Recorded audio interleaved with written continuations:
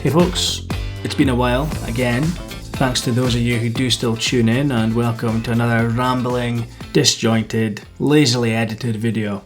I'm going to be moving away from sus as fuck YouTubers today because I want to vent a little bit about the current dystopian hell scenario that we're all facing, which is the outrageous and almost impossible to believe rise in the price of everybody's, and I mean everybody's, main essentials. Gas and electricity, the stuff you use to live, the stuff you need to run your life and keep yourself and your family and your pets warm, washed, fed, etc. And it's just in time for winter as well, so that's good. As you probably know by now, and I'm talking about the UK here, energy bills are based on what they call the energy price cap, which sets the amount of money that energy companies can charge customers. It's set by Ofgem, which is a government agency. So effectively, the government is putting up the amount that gas and electricity companies can charge us. Now, the price cap last year was around about £1,150 a year, but in a month's time, it's going to change to about £3,550 a year. So household energy bills are effectively going to be tripling from this time last year, with further massive increases predicted to come into play next year. So what we could be looking at is a tripling and then a doubling. Now, as a result of this, we're seeing predictions of average bills hitting farcical numbers. Almost £8,000 a year for the average household has been quoted, and that is well out of the realm of possibility for millions of people. Most people don't have an extra spare £8,000 lying around to spunk on energy bills. But if that wasn't bad enough, the government's response so far doesn't sound quite right. It appears to be along the lines of, buckle up, you ungrateful bastards, you've got Ukraine to think about. So soon-to-be ex-Prime Minister Boris Johnson has been spouting this kind of patronising pseudo-Churchillian nonsense, effectively saying that being priced out of heating your own home in winter is a sacrifice that we all must make for his own government arming one or probably both sides of a foreign war. Which is very strange considering there's been a war in Ukraine, between Ukraine and Russia, since 2014, and nobody cared until 5 minutes ago. But now suddenly, Ukraine is all we hear about all the time. In the not so distant past, we were hearing about COVID all the time, and the next day, nothing but Ukraine. Strange timing with all these mysterious health issues that people have begun to talk about. The thing is, the media turned on the propaganda overnight, as if supporting Ukraine was a natural grassroots movement, risen up by the people, reflecting the will of the man and the woman on the street. And then, of course, like a self-fulfilling prophecy, some of the people started following suit, and slowly but surely, people openly began to cheer. Some people cheering for war, some people cheering for freedom, as they want you to think. Changing their profile pictures to the Ukrainian flag, some people even openly talking about how they were going to be taking in Ukrainian refugees. Most did not. However, the ones that did, many of them actually left their wives for Ukrainian refugees that their family took in, so you can't get any more virtuous than that. But now that half the country appears to outwardly support this war, and it is taboo to criticise Ukraine in any way, shape or form in public, good old Boris Johnson is telling us that Ukrainian freedom comes at a price. And that price is gas and electricity bills thousands of pounds higher than people have been used to. But don't worry, because the government, who set the price cap, is offering us all a one-off payment of £400, which comes out of the taxpayer's purse, of course, and doesn't go into our pockets. No, it goes into the energy company's pockets. It gets credited to your bill. So great stuff. I'm sure that £400 will cover 2 weeks worth of heating in a couple of months, so thank you very much, Boris. Now, not much else is forthcoming from the government, unfortunately. There are some extra one-off payments for people on universal credit, which of course they will absolutely need, but will provide almost zero help to them. But there's no actual action being taken to sort this issue out. There's nothing groundbreaking being spoken of. There's no talk of making Britain energy independent. The only person I've heard mention tapping into her own oil reserves, which are not insignificant, is Liz Truss, who is trying to get the job of Prime Minister, so you can't really believe anything she says. Also, she's a politician, so you can't really believe anything she says. But she said she would approve more drilling if she became Prime Minister. And of course, she was instantly met with condemnation from energy campaigners. Who are these energy campaigners? Nobody knows, but you can guarantee they're a damn sight richer than you or me, and you can guarantee they live in a hell of a lot more luxury than you or me. The main thing to remember about the energy campaigners is you better just nod and agree with them, otherwise you're going to be deemed as far right. But regardless, there is no decision making in government, or at least, as I say, nothing particularly interesting or satisfying. This is the same government which could, without any public consultation whatsoever, wield enormous totalitarian powers to lock down millions of people to prevent the spread of a disease which they themselves did not fear. They themselves, with the data, did not fear. Time and time again, they were caught flouting the rules that we were subjected to. Then to make up for the fact that millions of workers were locked down by the government raided the taxpayer purse, as it always does, and it literally paid the salaries of 12 million people to do nothing. Now, if you're one of the people that got furloughed, that's not your fault. I'm sure you'd have rather been at work, but the government raided 12 million salaries worth of money out of the taxpayer purse, and this was done in order to save the economy from the effects of a lockdown that they imposed.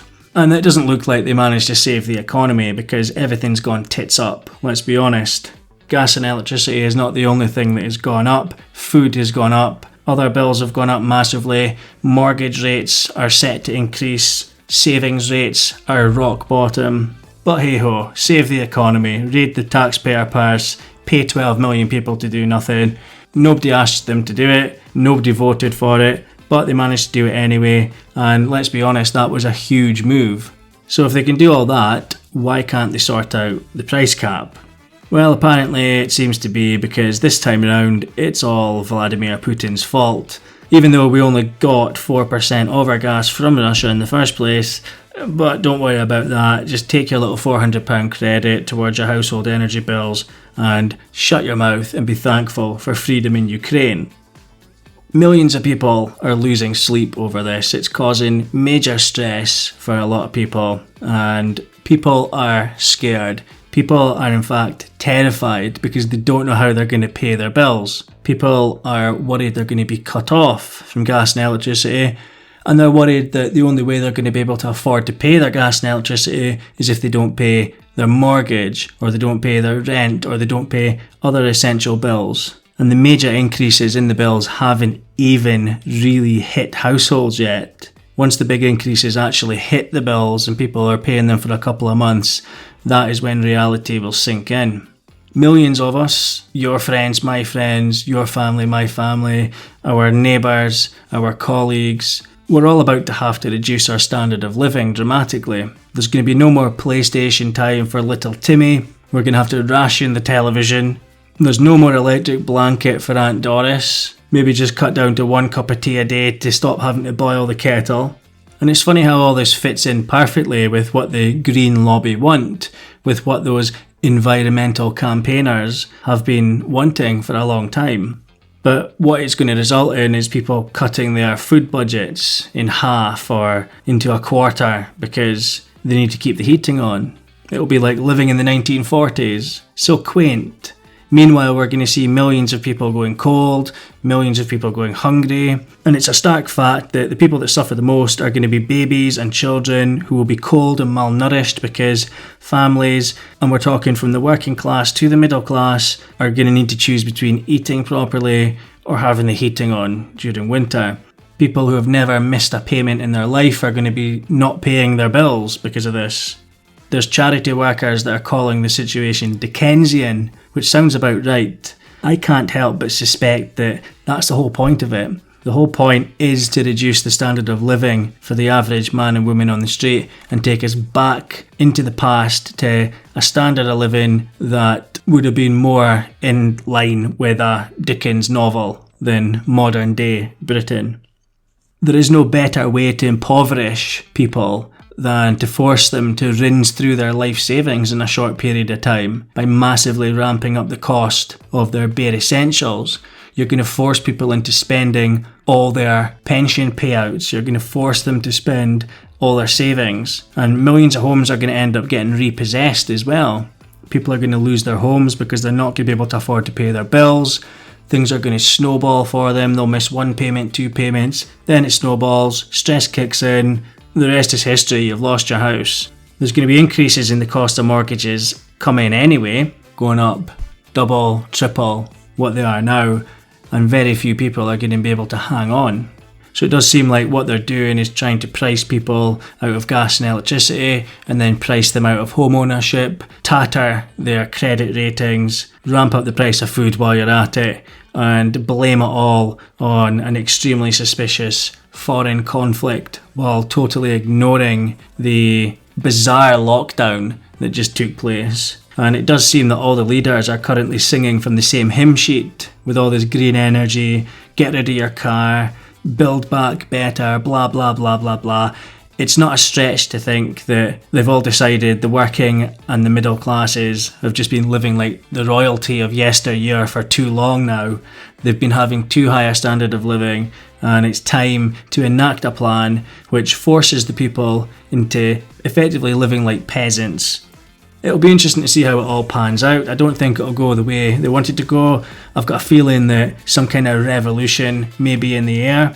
Generally, the British people are very compliant, perhaps overly compliant, but if the majority of people do start getting priced out of a basic and dignified standard of living, I can foresee widespread civil disobedience happening, and it'll be happening on a level that we've never seen before when the dam breaks. It's not too much of a stretch to think that we could see targeted attacks against the perceived architects and the players in this situation, or we might just have free-for-all rioting. I don't want either of these things, of course, but I do suspect it's possible. We might see major disruption to the political landscape. We might see new populist leaders getting in across Europe. We could see politicians and so-called elites being banished by mobs. The imagination runs wild. Or it could just end up with the powers that be getting exactly what they want. And what is that? Is that a poor population? People who are used to a much lower standard of living than we have been up until this point? Who knows? But I'm sure we'll find out soon if I'm a paranoid conspiracy theorist or not. I just can't help feeling that something is very off about the whole thing. And of course you can't forget that this is all taking place against a backdrop of mass vaccinations, people being criminalised for the wrong opinion, heavily militarised police. There's only one correct political stance which is allowed to be spoken publicly these days, and we live under a surveillance state which is currently eroding our privacy every single day more and more. And individual rights are being eroded in the name of safety and security. There's double speak everywhere. You've got to agree that up is down and left is right, otherwise you're going to be mobbed. So we do live in a pretty crazy world at the moment, where I'm starting to think that preppers are starting to look like wise sages more than crazy nutcases these days. But this is unfortunately the absolute state of Western civilization at the moment. Anyway, whatever happens next will probably be fun for those who enjoy watching the world burn. Maybe not so much fun for the rest of us. We'll get through it no matter what happens, but I would just say, in my opinion, the best move is just to keep your ears to the ground, get ready to batten down the hatches, because the shit might be about to hit the fan. In fact, the shit might be already in the process of hitting the fan more than we realise right now. Anyway folks, I'll leave that one there. I have gone on quite long enough, but I would love to know what you think about all this, so please do let me know down in the comments, because I know this is hitting some of you now. Some of you it's not reached yet, but it is going to hit, unfortunately, and I'd certainly love to know what your take is on all of this. Hopefully I'll be back next time with something a little bit lighter, but thanks for listening to me ramble anyway folks, and I'll catch you in the next one. Cheers.